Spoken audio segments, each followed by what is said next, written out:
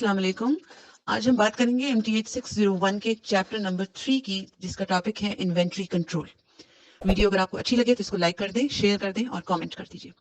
अच्छा, अब हमने नेटवर्क कुछ टेक्निक्स पढ़ी थी OR प्रोसेस को के लिए जो यूज होती हैं, जिसमें से एक टेक्निक नेटवर्क की थी, उसको हमने डिस्कस कर लिया, जिसमें PERT और CPM की बात हुई। एक और टेक्निक थी जिसको हमने इन्वेंट्री का नाम दिया था। आज हम इन्वेंट्री की टेक्निक को डिस्कस करेंगे और ये जो हमारा चैप्टर है इसका टॉपिक भी इन्वेंट्री कंट्रोल है।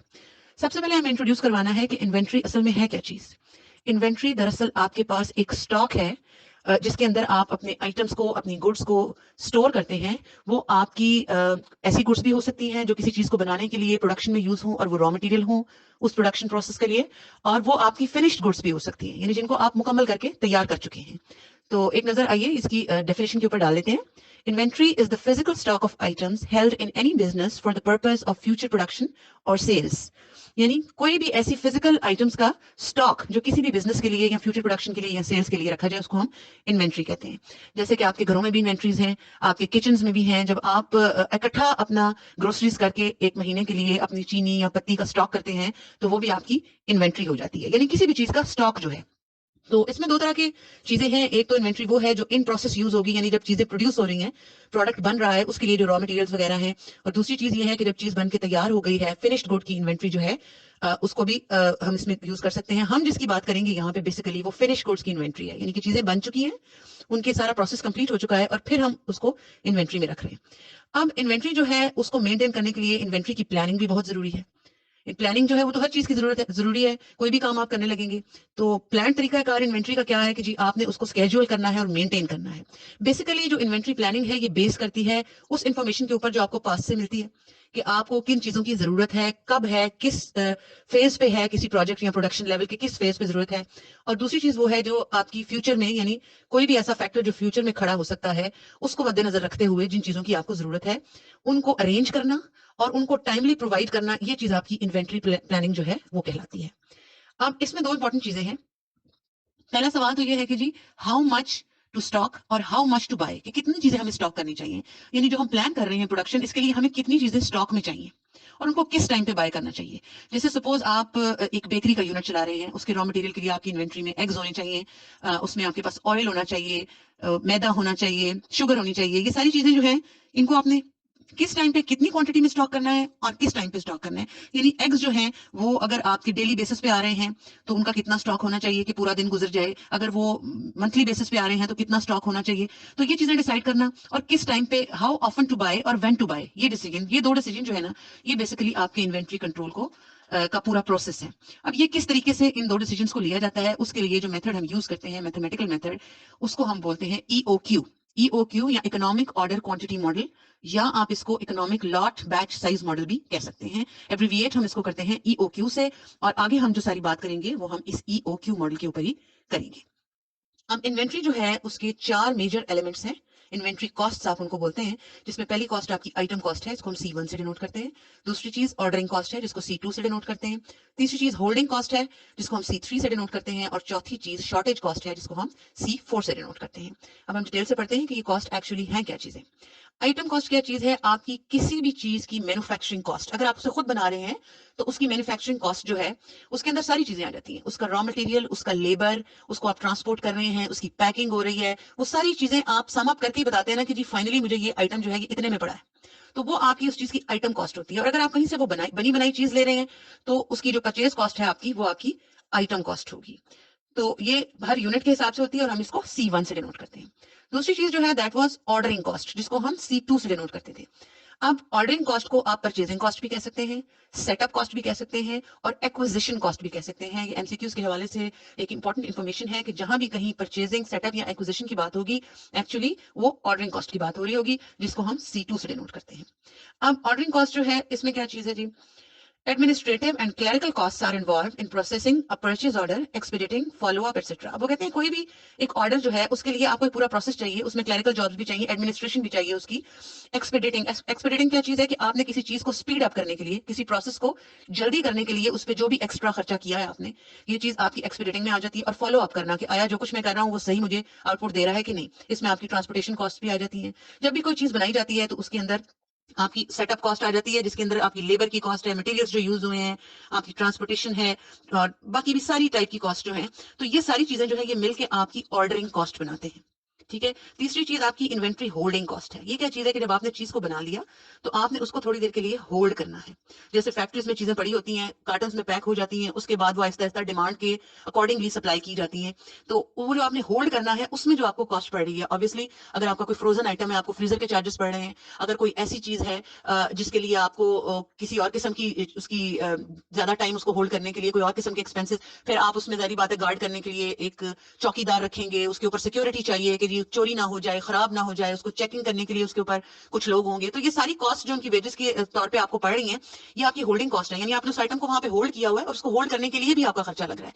यानी जिस जगह पे, जिस वेयर हाउस किसी में गोदाम में आपने उसको रखा हुआ है, उस जगह का रेंट भी आपको देना पड़ रहा है, वहां का इलेक्ट्रिसिटी बिल भी देना पड़ रहा है। तो ये सारी चीजें आपकी होल्डिंग कॉस्ट में आ जाती हैं। इसके अंदर टैक्सेस भी हो जाते हैं। जब इन्वेंट्रीज में चीजें पड़ी होती हैं तो उसके ऊपर गवर्नमेंट टैक्स भी लगा देती है।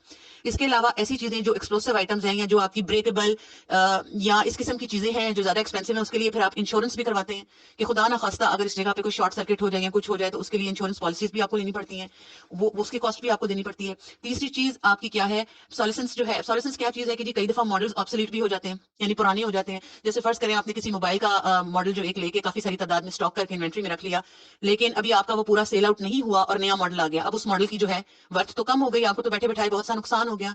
तो अब सोल्यूशंस क्या चीज है कि ऑब्सोलीट हो जाना, पुराना हो जाना, आउटडेटेड हो जाना। ये भी फीचर फेस करना पड़ जाता है जब इन्वेंट्रीज में चीजें पड़ी होती हैं, होल्ड किया होता है आपने उनको।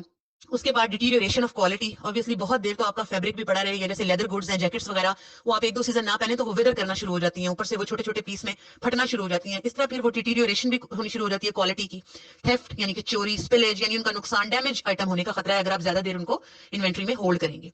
इसके अलावा फिर जब आपकी इन्वेंट्री में चीजें पड़ी हुई हैं उनके रिकॉर्ड्स को मेंटेन करने के लिए ऑब्वियसली आप कंप्यूटर के थ्रू करेंगे या आप लोगों को उसके लिए हायर करेंगे, तो वो कॉस्ट भी आपको पड़ रही है। यानी ये सारी चीजें आपकी होल्डिंग कॉस्ट हैं जो आपने आइटम को होल्ड करने के लिए पे करनी है। इसको हम C3 से डिनोट करते हैं और इसमें जो यूनिट ऑफ टाइम है वो आपका डेज भी हो सकता है, मंथ्स भी, वीक्स भी और ईयर्स भी। मतलब ये आप पे डिपेंड करता है कि किस आइटम को आपने कितनी देर के लिए होल्ड करना है। चौथी और आखिरी जो कॉस्ट है वो है शॉर्टेज कॉस्ट। शॉर्टेज कॉस्ट क्या चीज है कि जी the shortage cost is due to the delay in the satisfying demand due to wrong planning. अब होता क्या है कि जी कई दफा शॉर्टेज का जिक्र से नाम से आपको अंदाजा हो गया होगा कि इसमें किसी चीज की कमी का जिक्र हो रहा है। कि होता यह है कि demand is eventually satisfied after a period of time. Demand जो है वो कुछ अरसे के बाद सेटिस्फाई हो जाती है और शॉर्टेज की वजह से आपको उसमें नुकसान उठाना पड़ जाता है। Shortage cost is not considered as the opportunity cost और कॉस्ट ऑफ लॉस्ट सेल्स।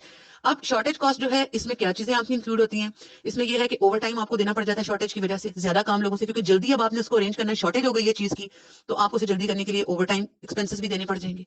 उसके बाद आपके क्लरिकल एडमिनिस्ट्रेटिव एक्सपेंसेस भी हैं जो एडमिनिस्ट्रेशन वाले लोगों को देने पड़ रहे हैं। एक्सपीडिटिंग यानी जब शॉर्टेज हो गई है तो आप उसको जल्दी करने की कोशिश करेंगे। मैंने अभी थोड़ी देर पहले एक्सप्लेन किया आपको कि एक्सपीडिटिंग क्या चीज है, कि स्पीड अप करना किसी प्रोसेस को, उस पर भी ऑब्वियसली खर्चा होता है।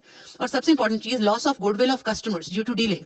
अब जब कस्टमर्स को आप टाइम पे नहीं दे पाएंगे, आपकी डिमांड बहुत ज्यादा है और आप प्रोवाइड नहीं कर पा रहे, तो ऑब्वियसली कस्टमर्स आपके टूटेंगे, आपकी गुडविल खराब होगी, जिसे कारोबारी साख कहते हैं। फिर लोग दूसरी तरफ रुजू करना शुरू कर देंगे कि जी यहाँ से तो हमें चीज नहीं मिल रही टाइम पे, तो उससे भी काफी नुकसान हो जाता है। उसके बाद special handling of packaging cost. अगर आपको कोई चीज ऐसी है जो नाजुक है, उसकी हैंडलिंग के लिए भी, या जो मौसम से अफेक्ट होती है कि भाई मौसम में मॉइस्चर हो तो वो चीज खराब होने का खतरा है, तो उसके लिए आपको उसको ठंडी जगह पे कोल्ड हाउसेज में, कोल्ड स्टोरेज में रखना पड़ेगा, उसका भी खर्चा है, पैकेजिंग की भी कॉस्ट है और लॉस्ट प्रोडक्शन टाइम। ये सारी चीजें जो है ये आपकी शॉर्टेज कॉस्ट जो है इसका हिस्सा है, यानी ये शॉर्टेज कॉस्ट को बढ़ाती है। शॉर्टेज कॉस्ट इन चीजों की वजह से मिलकर बनती है और इसको हम C4 से डिनोट करते हैं। ये चारों किस्म की कॉस्ट हमने पढ़ ली है। अब हम बात करेंगे कि इन्वेंट्री मॉडल्स जो हैं, जिनको हमने अभी पढ़ा है कि जी EOQ मॉडल्स होते हैं जो इन्वेंट्री प्लानिंग में हमारे काम आते हैं, तो उनके बारे में हम बात करेंगे। वो अब दो तरह के हैं। एक आपके डिटर्मिनिस्टिक इन्वेंट्री प्लानिंग है। डिटर्मिनिस्टिक का मतलब ये है कि फिक्स चीजें आपको मौजूद हैं आपके पास और आपने उनके ऊपर काम करना है। दूसरी चीज प्रोबेबिलिस्टिक या स्टोकेस्टिक इन्वेंट्री प्रॉब्लम्स हैं। प्रोबेबिलिटी और स्टोकेस्टिक के नाम से आपको पता लग गया कि ये चांस पे हैं, ये अनसर्टेनिटी पे हैं। तो इन दो किस्म की चीजों को हमने पढ़ना है, जिसमें से अब हम बात करेंगे डिटर्मिनिस्टिक टाइप की।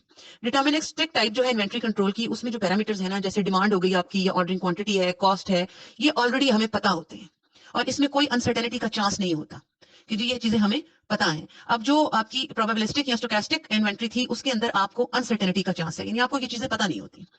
तो बेसिकली इन डिटर्मिनिस्टिक इन्वेंट्री प्रॉब्लम्स जो है इसके अंदर चार बेसिक मॉडल्स को हम स्टडी करेंगे। उसमें पहला मॉडल जो है आपके पास that is purchasing model with no shortages. No shortages से आपको अंदाजा हो गया कि इसमें शॉर्टेज कॉस्ट शामिल नहीं होगी क्योंकि शॉर्टेजेस नहीं है इसमें। इसको हम विल्सन मॉडल भी कहते हैं या विल्सन इन्वेंट्री मॉडल भी कहते हैं।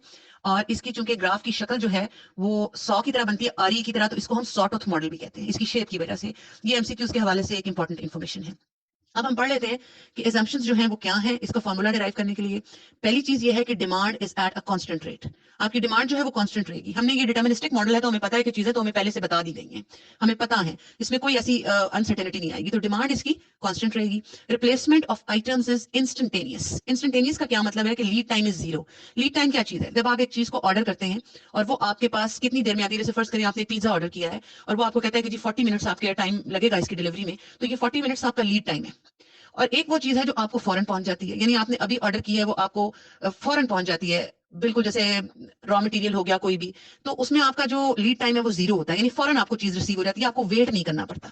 तो दूसरी चीज ये है कि रिप्लेसमेंट जो है इस मॉडल के अंदर वो इंस्टेंटेनियस है, यानी फौरन आपको चीज डिलीवर हो जाती है, इसका लीड टाइम जो है वो जीरो होता है। इसके बाद इसके जो कॉस्ट कोएफिशिएंट्स हैं C1, C2 और C3, जिसको कि हमने पहले डिफाइन किया था, C1, C2 और C3 item cost, ordering cost और इन्वेंट्री होल्डिंग कॉस्ट, ये सारे जो है ये कांस्टेंट है और यहाँ पे कोई शॉर्टेज कॉस्ट नहीं है। वो हमें नाम से जाहिर हो गया है कि विल्सन मॉडल जो है विद नो शॉर्टेजेस है, तो यहाँ पे C4 जो है वो जीरो होगी। अब हम इसको ग्राफ के अंदर अगर करें तो ये आपके पास ग्राफ आ जाता है जिसमें क्वांटिटी जो है वो आपको दी हुई है वर्टिकली और इसकी शेप जो है वो 100 की तरह बनी है, तो इसलिए हम इसको सॉटूथ मॉडल भी कहते हैं। आगे इसको एक फिगर में, एक ग्राफ के सूरत में उसने किया हुआ है, उसमें वर्टिकली उसने टोटल ईयरली कॉस्ट ली हुई है और हॉरिजॉन्टली आपकी ऑर्डर क्वांटिटी ली हुई है Q। इस मॉडल के अंदर को हम देख लेते हैं, इसमें टाइम उन्होंने जीरो लिया हुआ है, क्यू जो है वो आपकी क्वांटिटी है और मैक्सिमम इन्वेंट्री जो है जिसको हम IM से डिनोट करते हैं वो भी इसके अंदर आपको नजर आ रही है। इसमें सबसे पहले प्रोक्योरमेंट कॉस्ट है। प्रोक्योरमेंट क्या चीज होती है? प्रोक्योरमेंट में आपकी वो सारी चीजें आ जाती हैं जो किसी भी कंपनी को जब भी कोई सर्विसेज या गुड्स चाहिए होती हैं, डेली बेसिस पे उनको वो करने होते हैं ऑपरेशन, तो उसको सपोर्ट करने के लिए जितनी भी चीजें दरकार होती हैं वो हमारी, उन पे जो भी खर्चा आता है उसको हम प्रोक्योरमेंट कॉस्ट कहते हैं। तो इस मॉडल के अंदर सबसे पहले आपकी प्रोक्योरमेंट कॉस्ट है, फिर होल्डिंग कॉस्ट है आपकी, उसके बाद लीस्ट कॉस्ट पॉइंट है और ये आपका सम अप हो जाता है टोटल कॉस्ट के ऊपर। इसको हम एक रीडिंग भी दे लेते हैं। In this model, at time t is equal to 0, we order a quantity Q which is stored as maximum inventory, IM. The time t denotes the time of one period, or it is the time between orders, or it is the cycle time. अच्छा, orders के दरमियान जो time है वो monthly होगा, कि या yearly भी हो सकता है, लेकिन हम इसको ज्यादातर मंथ्स में लेते हैं कि जी कितना टाइम था एक ऑर्डर से दूसरे ऑर्डर के दरमियान। During this time that items are depleting, depleting का मतलब है कि वो यूज हो रहे हैं, यानी चीजें यूज होती जा रही हैं और वो जीरो पे आ गया आपका stock at the end of time. At time t, another order of the same quantity is to be placed. फिर आपको उसी क्वांटिटी का एक और ऑर्डर प्लेस करना पड़ेगा और दोबारा से आपका ये साइकिल रिपीट होगा। तो इसका मतलब है कि this is a fixed order quantity model. ये हमें पहले ही पता था कि हम डिटर्मिनिस्टिक मॉडल की बात कर रहे हैं, तो ये फिक्स्ड ऑर्डर क्वांटिटी मॉडल होगा। अब इसमें हम देख लेते हैं कि हम इसको डिराइव किस तरह करते हैं। The total cost for this model for one cycle, जो एक साइकिल की कॉस्ट है वो तीन चीजों से मिलकर बन रही है इस मॉडल के अंदर, आइटम कॉस्ट, सेटअप कॉस्ट और होल्डिंग कॉस्ट। क्योंकि शॉर्टेज तो इसमें है नहीं, ये विदाउट शॉर्टेजेस है। आइटम कॉस्ट कैसे निकालते हैं? पर पीरियड की उस आइटम का जो कॉस्ट है और उसके बाद नंबर ऑफ आइटम्स, ये तो सिंपल है। आइटम की कॉस्ट C1 होती है और नंबर ऑफ आइटम्स जितने भी आपने ऑर्डर किए उसको Q से, क्वांटिटी से आप मल्टीप्लाई कर दें तो C1Q जो है ये आपकी आइटम कॉस्ट आ गई। परचेज कॉस्ट जो होती है वो हम C2 से डिनोट करते हैं और ये आपकी सेटअप कॉस्ट या परचेज कॉस्ट या ऑर्डरिंग कॉस्ट एक ही चीज होती है। तीसरी चीज आपकी होल्डिंग कॉस्ट है। होल्डिंग कॉस्ट कैसे आएगी आपके पास? C3 उसकी होल्डिंग कॉस्ट है, मल्टीप्लाई बाय एवरेज इन्वेंट्री पर पीरियड। अब एवरेज इन्वेंट्री क्या है? जो आपकी टोटल क्वांटिटी है उसको 2 से डिवाइड करें तो एवरेज इन्वेंट्री आती है, मल्टीप्लाई बाय टाइम पीरियड। तो इसी तरह आपकी आइटम होल्डिंग जो कॉस्ट है वो C3 Q/2 multiply by T आ गई। अब आपने जब इन तीनों कॉस्ट को इकट्ठा कर दिया तो आपके पास टोटल कॉस्ट आ गई, जो कि हमें ये एक्सप्रेशन 3 जो है ये शो कर रहा है, C डैश से हम इसको डिनोट कर रहे हैं। लेकिन अब हम ये देख रहे हैं कि जी टाइम जो है पीरियड का वो तो हमारे पास है Q/D, यानी क्वांटिटी डिवाइडेड बाय डिमांड। जितनी क्वांटिटी है और उसकी डिमांड कितनी है, इसी से हमें टाइम पता लगेगा ना, कि इतनी क्वांटिटी थी और इतनी डिमांड थी तो इतने टाइम में ये पूरा हो जाएगा, फिर हम दोबारा इसको रिपीट करेंगे। तो इसी तरह टोटल कॉस्ट जो है वो आपकी हो जाएगी C dash divided by T, और C डैश क्या था? Total cost per period. तो ये आपका थर्ड एक्सप्रेशन है, इसको आज जब T से डिवाइड करेंगे और T की वैल्यू हम जानते हैं वो Q/D है, तो आपके पास जो एक्सप्रेशन आएगा वो ये सिक्स्थ एक्सप्रेशन है। C इज इक्वल टू, ये प्लस यहाँ पे गलत लिखा हुआ है, C is equal to C1D plus C2D/Q plus C3Q/2। ये हमें वो वैल्यू सब्स्टिट्यूट करने से ये एक्सप्रेशन जो है वो मिल गया। अब हम आगे चलते हैं। अब हम बात करेंगे कि जी ऑप्टिमम ऑर्डर क्वांटिटी क्या होती है। ऑप्टिमम का मतलब होता है मिनिमम, कम से कम आपका जो ऑर्डर है ऑप्टिमाइज करना है आपने उसको। अब इसमें उन्होंने बताया हुआ है कि इस विल्सन मॉडल के लिए जो परचेज कॉस्ट है वो आइटम होल्डिंग कॉस्ट के इक्वल है। तो इसको हम थोड़ा सा कैलकुलेट करते हैं। मैंने इसको किया है, यहाँ पे बुक में काफी कंफ्यूजिंग है। अब आपकी परचेज कॉस्ट क्या थी, वो C2 थी, और आइटम होल्डिंग कॉस्ट हमने पीछे पढ़ी है C3Q/2 मल्टीप्लाई बाय T थी। जब आप इसको सॉल्व आउट करेंगे तो यहाँ से आपके पास Q² की वैल्यू आ जाएगी 2C2D/C3, और जब आप उसका अंडर रूट लेंगे तो आपके पास Q की वैल्यू आ जाएगी √2C2D/C3।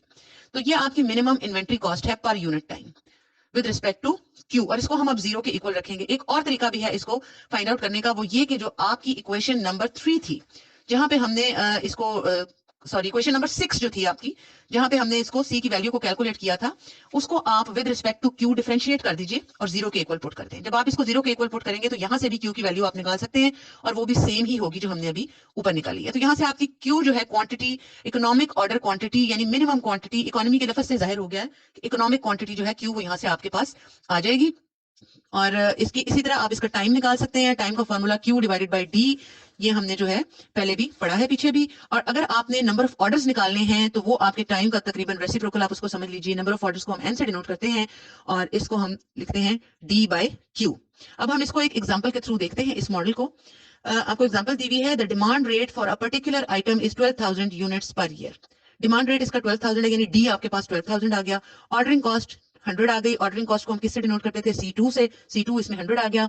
होल्डिंग कॉस्ट 0.80 पर आइटम पर मंथ है, ये पर मंथ है, लेकिन चूंकि डिमांड पर ईयर दी हुई है तो इसको हम ईयर में चेंज करेंगे, तो वो आपके पास 9.6 आंसर आ जाएगा पर ईयर।